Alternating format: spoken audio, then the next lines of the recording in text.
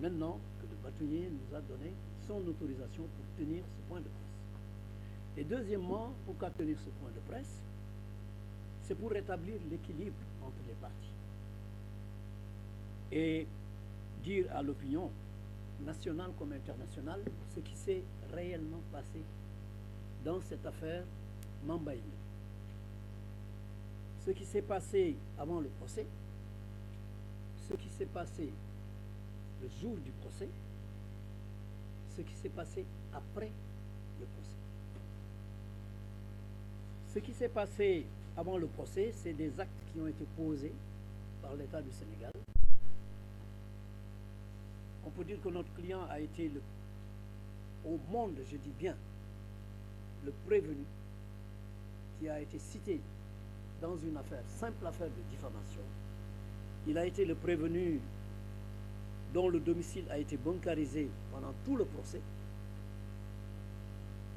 Lui et sa famille ont été séquestrés et mis en résidence forcée, illégalement, et interdit même, lui, d'aller à la mosquée, ses enfants d'aller à l'école, sa femme.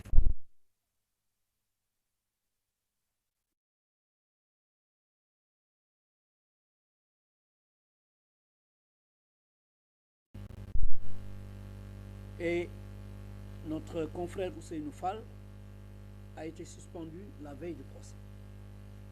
Et comme vous l'avez su, notre confrère Juan Branco a été refoulé également du Sénégal. Tout cela avant le procès. Alors, pendant le procès, lorsque le tribunal a décidé de retenir l'affaire, il a eu d'abord à constater l'absence du prévenu, l'absence de M. Sonko. Quand il l'a constaté, les avocats ont demandé à expliquer pourquoi M. Sonko n'était pas à l'audience, avec des documents justificatifs. Parce que c'est comme ça. Un prévenu qui ne comparaît pas, le tribunal le constate, il faut bien, s'il a des avocats, que ces avocats expliquent les motifs de cette absence. Et c'est ce qu'on a voulu faire. Maître Ciré Clédor Ly est venu avec 3 certificats médicaux. 3. Et le président a refusé de prendre les certificats médicaux. Donc, le président a refusé de connaître les motifs de l'absence qui devaient lui être expliqués par les avocats. Et quand il a refusé de prendre les certificats médicaux, nous avons demandé qu'on mentionne cela. Et il a refusé également. Qu'on le mentionne sur le plumitif d'audience. Parce que le plumitif, c'est un peu le procès verbal, c'est ce qui retrace tout. Il a refusé. Mais heureusement, fort heureusement, le greffier qui est un professionnel a mentionné que le président a refusé de prendre les certificats médicaux. Or, avec ces certificats médicaux, les avocats avaient décidé d'invoquer l'article 403 du Code de procédure pénale, notamment notre confrère Makodou Ndiaye, Makodou Nour, qui était chargé de ça, invoquer l'article 403 qui dit que lorsqu'un prévenu n'est pas présent à l'audience, pour des raisons de santé, et s'il y a des raisons graves qui font qu'on ne peut pas renvoyer l'affaire, le président doit désigner un juge pour aller trouver le malade là où il est, qu'il soit à l'hôpital ou chez lui, ou si c'est un détenu à la prison. Il doit aller le trouver là-bas et l'interroger avec son greffier, l'interroger. Et ce PV d'interrogatoire est versé au dossier. Et l'article 403 dit application de l'article 398 alinéa 1 et 2. Ça veut dire quoi? Ça veut dire que même en l'absence du prévenu qui est malade, ces avocats doivent être entendus. Ces avocats doivent être entendus. Et c'est ce qu'on a refusé. Donc, c'est délibérément que le tribunal a refusé que les avocats explique les motifs de l'absence et invoque l'article 403 pour demander à ce que M. Sonko soit jugé en son absence, qu'il soit interrogé chez lui, qu'il soit jugé en son absence et que les avocats prennent parole. Parce que quand il fait défaut, les avocats ne prennent pas la parole. Mais dans le cas d'espèce, l'article 403 qui renvoie à l'article 398 alinéa 1 et 2 dit bien qu'il est jugé en son absence et que ses avocats prennent la parole. Donc ça, on nous a empêché cela. Et comme j'ai dit, heureusement que ça a été mentionné. Deuxièmement, les témoins que nous avions cités, M. Birahim Seck, M. Clédor Sène, qui était venu avec un dossier explosif, n'ont pas été entendus par le tribunal, alors que le tribunal a accepté de prendre leur citation. Donc, ils savaient qu'ils étaient cités. C'est dans le dossier. Donc, le tribunal a également refusé, n'a pas entendu ces témoins, alors qu'ils avaient été régulièrement cités. Le tribunal n'a pas visionné les vidéos qui étaient versées au dossier depuis la police. Et ces vidéos, tout le monde sait ce qu'il y a dans ces vidéos. C'est le ministre des Finances, c'est M. Mambaignan lui-même, c'est d'autres et d'autres qui avaient dit que le rapport existe et qu'il y avait des fuites, etc., etc. Donc tout cela, le tribunal l'avait refusé. Et il est certain, parce que le tribunal, quelque part, a rendu service à M. Mambaignan et au procureur. Je vais l'expliquer. Parce que si les avocats de M. Sonko avaient été entendus, je pense qu'il n'y aurait pas eu de procès, parce que leur citation serait annulée. Tout simplement. Leur procédure serait annulée. On n'irait pas au fond, il n'y aurait pas eu de condamnation ou de déclaration de culpabilité. Rien du tout. Le procès s'arrêterait. Et ça, je crois que M. Juan Branco lui-même en a parlé dans ses interviews en disant qu'il avait conclu pour montrer que la procédure était nulle et de nullité totale. Alors, pendant le procès, la partie civile a demandé 29 milliards, vous l'avez entendu, dommage intérêt, sans expliquer un quelconque préjudice, si ce n'est un préjudice moral.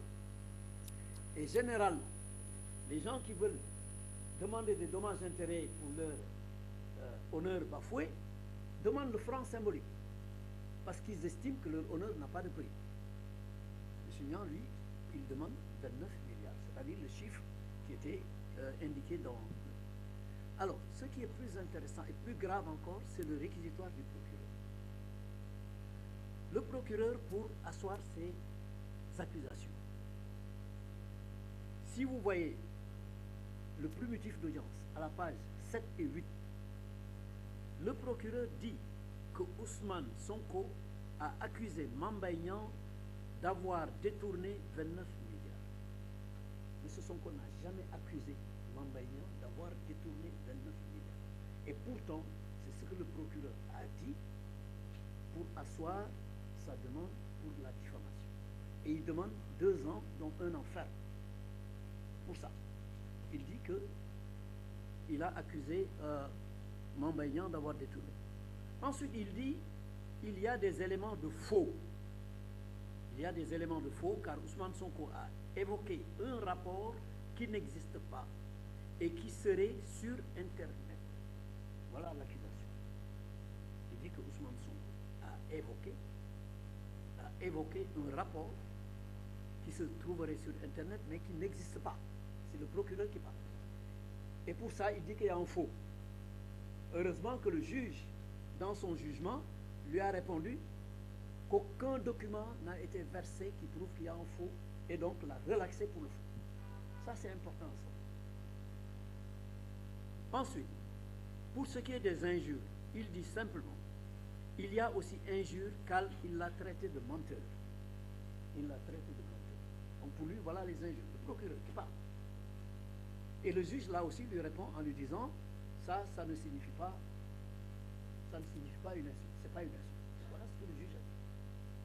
Donc ça montre l'inconsistance des propos du procureur, qui a pourtant demandé non seulement un emprisonnement ferme, qui a demandé un mandat d'arrêt, qui a demandé que le juge se prononce sur le siège, ce que le juge a fait d'ailleurs.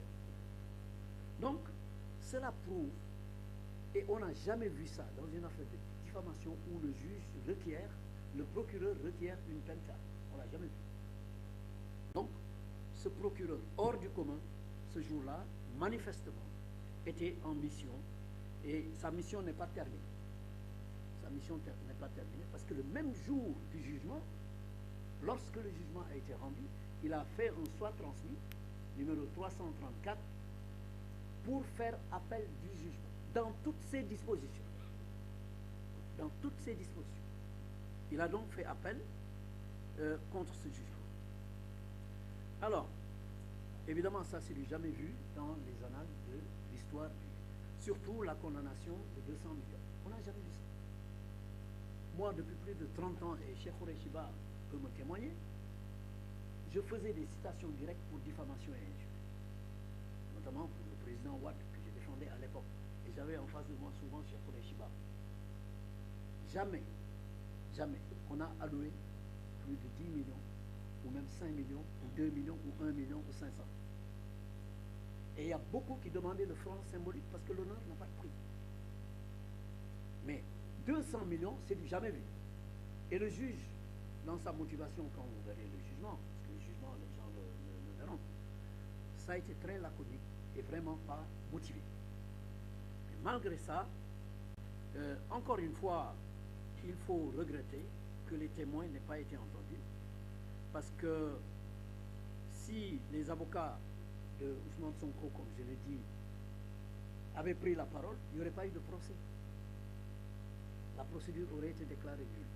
Mais si les témoins, surtout Clédor Sène et Birahim Seck, si ces témoins avaient été entendus, et le juge aurait dû les entendre, s'ils avaient été entendus, ça aurait été le procès de Mamba Niang sur le Prodac. Tellement il y a des documents qui auraient été produits. Je crois que ça, c'est important à savoir. Maintenant, après le procès, on a vu M. Mamba Niang sortir du palais de justice en criant victoire. En criant victoire, en disant que la justice l'a blanchi. Tout le monde sait que la justice ne l'a pas blanchi. Parce que ce procès, ce n'était pas un procès pour blanchir quelqu'un, notamment du Prodac. Donc il a dit que non seulement la justice l'a blanchi, et ça il l'a dit devant vous, mais il a remercié, félicité ses parents, ses amis, etc. et félicité la justice. Et même son avocat, Maître Sûr, a félicité le Sénégal pour sa justice. Donc voilà M. Mamba Niang, le jour du procès. Très curieusement, dès le lendemain, avant même qu'il ne fasse son point de presse, il avait déjà fait appel contre le jugement en toutes ses dispositions. C'est important de savoir. On lui alloue miraculeusement 200 millions qu'il avait même commencé à distribuer en disant j'ai donné, à répartir en disant j'ai donné une partie aux Dara, je vais donner une partie aux victimes de ceci, cela. C'est ce monsieur-là qui félicitait la justice, qui brandissait sa victoire, qui a fait appel dès le lendemain, avant sa conférence de presse, pour faire appel contre toutes les dispositions, même celles qui lui allouent. Et il a déclaré, je crois que tout le monde l'a entendu, que ce n'est pas fini. Les problèmes d'inéligibilité de Ousmane Sonko, ce n'était pas encore réglé. Voilà donc ce monsieur. Donc la question qu'on peut se poser, c'est qu'est-ce qu'il veut? Que veut donc ce monsieur? Ce qu'il veut, c'est clair, il l'a dit. Ce qui l'intéresse, c'est l'inéligibilité de Ousmane Sonko. Il l'a dit qu'il y a un deuxième round, pour cela. Je vais conclure, parce que la précipitation du procureur prouve simplement qu'il obéit à des ordres. Parce que ce qu'il a fait, ce n'est pas du tout habituel. On n'a jamais vu ça. Il obéit à des ordres, c'est normal. Il a sa hiérarchie, il y a le parquet général, il y a le ministère, et il y a peut-être la présidence, mais il obéit aux ordres. Parce que ce qu'ils veulent, ces gens, ils veulent une aggravation de la peine. Vous avez vu que Mamba Niang, même les 200 millions, ils n'en ont pas. Ce qu'ils veulent, c'est une aggravation de la peine pour que M. Sonko soit inéligible. Voilà l'objectif. Voilà le but. Et tout le monde sait que s'ils obtiennent cela, ça mettra le pays à feu et à sang. Parce que personne ne l'acceptera. Je voudrais m'en arrêter là et laisser